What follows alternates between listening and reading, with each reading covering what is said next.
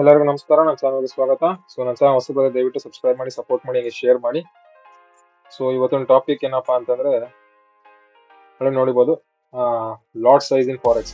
First of all lot size ಹೆಂಗ್ calculate ಮಾಡೋದು forex ಅಲ್ಲಿ, ಕರೆನ್ಸಿ ಪ್ರೈಸ್. ಯಾಕಂದ್ರೆ ತುಂಬಾ ಜನಕ್ಕೆ ಗೋಲ್ಡ್ ಅಲ್ಲಿ ಇವೆಲ್ಲ ಕರೆನ್ಸಿ ಇದು ಕ್ಯಾಲ್ಕುಲೇಷನ್ ಮಾಡ್ತಾರೆ, ಈಸಿ ಕ್ಯಾಲ್ಕುಲೇಷನ್. ಬಟ್ ನೀವು ಕರೆನ್ಸಿ ಪೇರ್ಸ್ ಹೋದ್ರೆ, ಎಕ್ಸಾಂಪಲ್ USD, GBP, JPY, ಈ ತರ ಕರೆನ್ಸಿ ಪೇರ್ ಹೆಂಗೆ ಕ್ಯಾಲ್ಕುಲೇಟ್ ಮಾಡೋದು, ಆಮೇಲೆ ಲಾಟ್ ಸೈಜ್ ಯಾವ ತರ ಲಾಟ್ ಸೈಜ್ ಇದೆ ಅದನ್ನೆಲ್ಲ ನಿಮ್ಗೆ ವಿಡಿಯೋದಲ್ಲಿ ಎಕ್ಸ್ಪ್ಲೇನ್ ಮಾಡ್ತೀನಿ.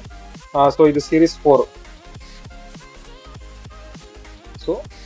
ನೆಕ್ಸ್ಟ್ ಸ್ಲೈಡ್ ಹೋಗೋಣ.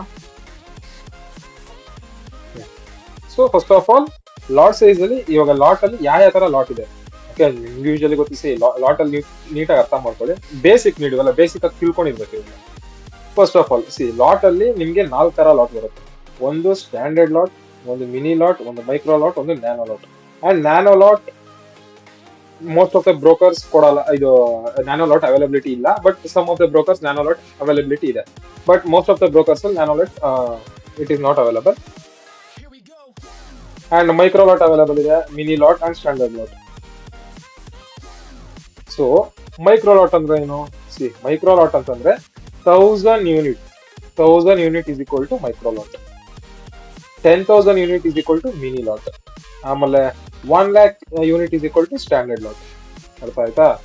ಇದು ಹೆಂಗೆ ಸ್ಟ್ಯಾಂಡರ್ಡ್ ಲಾಟ್ ಅಂದ್ರೆ ಎಷ್ಟು ಕ್ವಾಂಟಿಟಿ ಬರುತ್ತೆ, ಎಷ್ಟು ವಾಲ್ಯೂಮ್, ಎಷ್ಟು ಕ್ವಾಂಟಿಟಿ ಬರುತ್ತೆ. ಅವ್ರ ಮಿನಿ ಲಾಟ್ ಅಲ್ಲಿ, ಮೈಕ್ರೋ ಲಾಟ್ ಅಲ್ಲಿ ಹೆಂಗೆ ಅಂತಂದ್ರೆ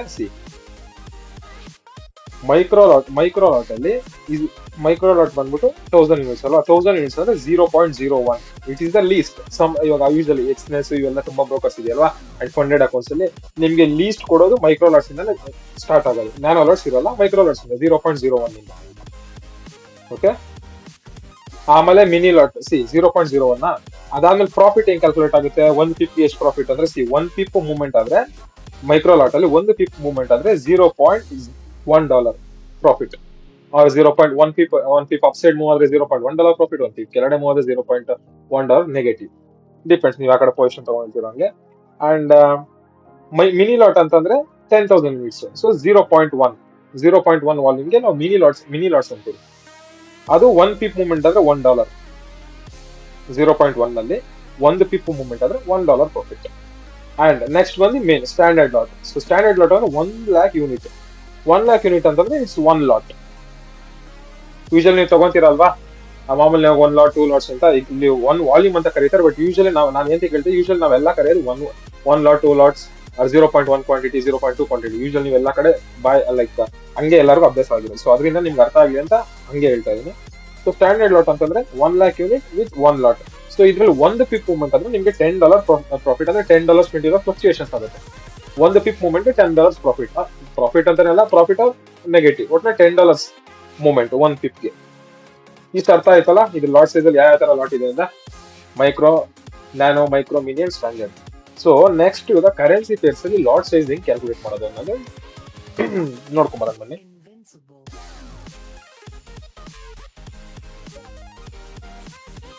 ಓಕೆ, ನೀವು ಇಲ್ಲಿ ನೋಡ್ಬೋದು. ಇದರಲ್ಲಿ ನಾನು ನಿಮ್ಗೆ ಇದು ಕರೆನ್ಸಿ ಪೇರ್ ಅಲ್ಲಿ ಲಾಟ್ ಸೈಜ್ ಹೆಂಗ್ ಕ್ಯಾಲ್ಕುಲೇಟ್ ಮಾಡೋದು ಅಂತ ತೋರಿಸ್ಕೊಡ್ತೀನಿ.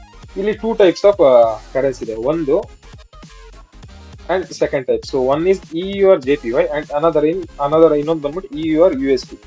ಓಕೆ, ಒಂದು JPY ಇದು, ಒಂದು USD ಇದು. Done. How to calculate pips? ಇವಾಗ EUR JPY ಅಲ್ಲಿ ಎಷ್ಟಿದೆ? 159.620 ಅಂತ ಇದೆ ಅಲ್ವಾ. ನೀವು JPY ಫಾರ್ಮೆಟ್ಸ್ ಅಲ್ಲಿ JPY ಇದೆ ಅಲ್ವಾ, JPY ಇದ್ರಲ್ಲೆಲ್ಲ ನೀವು ಹೆಂಗ್ ಕ್ಯಾಲ್ಕುಲೇಟ್ ಮಾಡ್ತೀರಾ ಅಂದ್ರೆ JPY ನ ನಿಮ್ಗೆ after dot there will be 3 digits. ನಿಮ್ಗೆ USD ಅಲ್ಲಿ 5 ಡಿಜಿಟ್ಸ್ ಇರುತ್ತೆ. ಅರ್ಥ ಆಯ್ತಾ? USD ಆಫ್ಟರ್ ಡಾಟ್ 5 ಡಿಜಿಟ್ಸ್ ಇರುತ್ತೆ.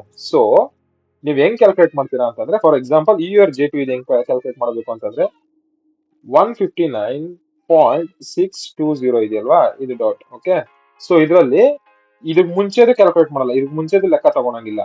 ಓಕೆ, ಅಂಡ್ ಈ 3 ಇದೆಯಲ್ಲ, 3ಅಲ್ಲಿ ಲಾಸ್ಟ್ ಬಿಟ್ಬಿಟ್ಟು, ಲಾಸ್ಟ್ ಇಂದ 2 ಲಾಸ್ಟ್ ಬಿಟ್ಬಿಡಿ. ಅದಾದ್ಮೇಲೆ ಎರಡು ಇದು ನಂಬರ್ಸ್ ಇರುತ್ತಲ್ವಾ, ಅದನ್ನ ಕ್ಯಾಲ್ಕುಲೇಟ್ ಮಾಡ್ಕೊಳ್ಳಿ. 159.62 ಇದೆಯಾ, 159.620 ಹೋಗಿ 159.6 635 159.62 ಇಂದ 635 ಅದು ಲಾಸ್ಟ್ ಡೆಸಿಮಲ್ ಬಿಟ್ಬಿಡಿ. 62 ಇದು ಏನದು 62 ಇಂದ 63 ಹೋದ್ರೆ 150. ಇದು 2 ಇಂದ 3 ಹೋದ್ರೆ 150. ಅದೇ ಇವಾಗ ಎಕ್ಸಾಂಪಲ್ 2 ಇಂದ 2 ಪ್ಲಸ್ 5 ಆಡ್ ಮಾಡಿ, 2 ಪ್ಲಸ್ 5 ಅಂದ್ರೆ ಎಷ್ಟು 7 ಅಲ್ವಾ?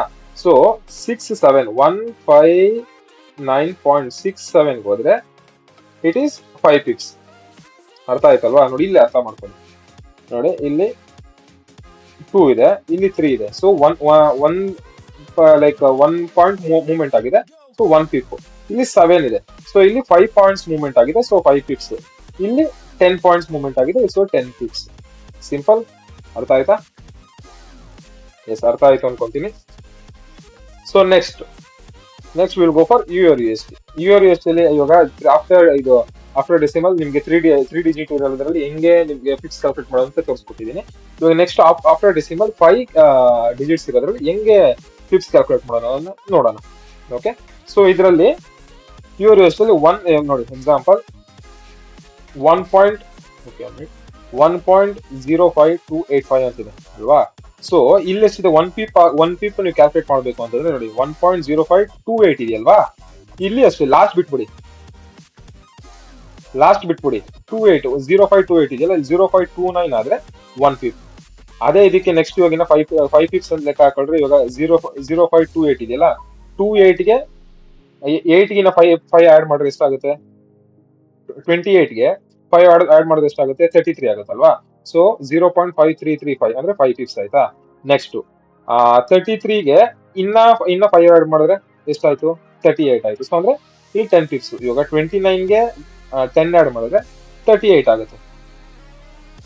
ಓಕೆ, ಸೊ ಇಲ್ಲಿಂದ ಕ್ಯಾಲ್ಕುಲೇಟ್ ಮಾಡ್ಕೊಂಡ್ ಬಂದ್ರೆ ನಿಮ್ಗೆ 10 ಪೀಪ್ಸ್. ಸೊ ನೀವು ಈ ಇದೆಯಲ್ಲ ಲಾಸ್ಟ್ ಮಧ್ಯದಲ್ಲಿ ಇದು ಆಫ್ಟರ್ 5 ಬಿಫೋರ್ 5 ಏನಿದೆ, ಈ ಸ್ಟಾರ್ಟಿಂಗ್ 3 ಮಾತ್ರ ತಗೋಬೇಕು. ಈ ಡೆಸಿಮಲ್ ಆದ್ಮೇಲೆ ಸ್ಟಾರ್ಟಿಂಗ್ 4 ಕ್ಯಾರೆಕ್ಟರ್ ಮಾತ್ರ ತಗೋಬೇಕು. ಕ್ಯಾರೆಕ್ಟರ್ ಅಲ್ಲ, 4 ಡಿಜಿಟ್ಸ್ ಮಾತ್ರ. ಅದಾದ್ಮೇಲೆ ಇರೋದು ಬಿಟ್ಕೊಡಿ. ಇದರಲ್ಲಿ ಡೆಸಿಮಲ್ ಆದ್ಮೇಲೆ ಸ್ಟಾರ್ಟಿಂಗ್ 2, ಇದು ಡೆಸಿಮಲ್ ಆದ್ಮೇಲೆ ಸ್ಟಾರ್ಟಿಂಗ್ 4. ಅರ್ಥ ಆಯ್ತು ಅನ್ಕೊಂತೀನಿ. ತುಂಬಾ ಕನ್ಫ್ಯೂಷನ್ ಏನಿಲ್ಲ, ಈಸಿಯಾಗಿ ಅರ್ಥ ಮಾಡ್ಕೊಬಹುದು. ಅರ್ಥ ಆಯ್ತು ಅನ್ಕೊಂತೀನಿ. ಅರ್ಥ ಆಗಿದ್ರೆ ದಯವಿಟ್ಟು ಕಮೆಂಟ್ ಸೆಕ್ಷನ್ ಕಮೆಂಟ್ ಹಾಕಿ, ಬೇಕಾದ್ರೆ ಇನ್ನೊಂದು ವಿಡಿಯೋ ಮಾಡಿ ಅಪ್ಲೋಡ್ ಮಾಡ್ತೀನಿ. ಅಂಡ್ ಓಕೆ, ಯೂಶಲಿ ಗೋಲ್ಡ್ ಹೆಂಗೆ ಕ್ಯಾಲ್ಕುಲೇಟ್ ಮಾಡೋದು ಎಲ್ಲರಿಗೂ ಗೊತ್ತು, ಬಟ್ ಒಂದು ಗ್ಲಾನ್ಸ್ ಅಲ್ಲಿ ಹೇಳ್ಬಿಡ್ತೀನಿ. ಓಕೆ,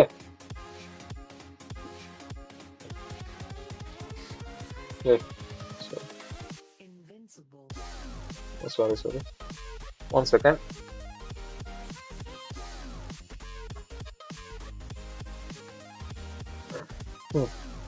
ಸೊ ಗೋಲ್ಡ್ ಅಲ್ಲಿ ಹೆಂಗೆ ಕ್ಯಾಲ್ಕುಲೇಟ್ ಮಾಡೋದು? ಸಿ, ಗೋಲ್ಡ್ ಅಲ್ಲಿ $1 movement is equal to 10 pips. Simple, ಅರ್ಥ ಮಾಡ್ಕೊಳ್ಳಿ. ಎಕ್ಸಾಂಪಲ್ 2500 ಇದೆ ಗೋಲ್ಡ್ ಕರೆಂಟ್ ಪ್ರೈಸ್ ಅನ್ಕೊಳ್ಳಿ. 2501 ಹೋದ್ರೆ it is 10 pip. Done. In case 2500 ಇಂದ ಇಫ್ ಗೋಲ್ಡ್ 2510 ಹೋಗಿದೆ ಅನ್ಕೊಳ್ಳಿ, ಇದು 100 ಪಿಪ್ಸ್. ಸೊ ಗೋಲ್ಡ್ ಅಲ್ಲಿ ಪಿಪ್ಸ್ ಹೆಂಗ್ ಕ್ಯಾಲ್ಕುಲೇಟ್ ಆಗಿದೆ ಅಂದ್ರೆ $1 ಮೂವ್ಮೆಂಟ್ ಗೆ 10 ಪಿಪ್ಸ್. ಸೊ ಅಲ್ಲಿಂದ ಎಷ್ಟು ಡಾಲರ್ ಮೂವ್ಮೆಂಟ್ ಆಗುತ್ತೆ ಅಲ್ಲಿ ಕ್ಯಾಲ್ಕುಲೇಟ್ ಮಾಡಿ. ಸಿಂಪಲ್. ಗೋಲ್ಡ್ ಕರೆನ್ಸಿ ಪೇರ್ಸ್ ಅಲ್ಲಿ ಒಂದ್ ಸ್ವಲ್ಪ ಕಾಂಪ್ಲಿಕೇಟೆಡ್, ಅದಕ್ಕೆ ನಿಮ್ಗೆ URJPY ಮತ್ತೆ URUSD ತೋರಿಸ್ಕೊಟ್ಟಿದ್ದು. ಸೊ ಇಲ್ಲಿಗೆ ಅರ್ಥ ಆಯ್ತು ಅನ್ಕೋತೀನಿ ಸೀರೀಸ್ 4. ಸೊ ಹಿಂಗೆ ಶಾರ್ಟ್ ಆಗಿ ನಿಮ್ಗೆ ಇನ್ಫಾರ್ಮೇಟಿವ್ ಆಗಿ ಏನೇ ನನ್ನ ಕಡೆಯಿಂದ ನಿಮ್ಗೆ ತಿಳಿಸ್ಕೊಡಕ್ಕಾಗುತ್ತೆ ನಾನು ತಿಳಿಸ್ಕೊಡ್ತೀನಿ. ಓಕೆ, ಸೊ ಇವತ್ತಿಗಿಷ್ಟೇ. ಆಮೇಲೆ ನಾನು ಲೈವ್ ಸ್ಟ್ರೀಮ್ ಕೂಡ ಸ್ಟಾರ್ಟ್ ಮಾಡ್ತಾ ಇದ್ದೀನಿ. So do join for my live stream. Thank you.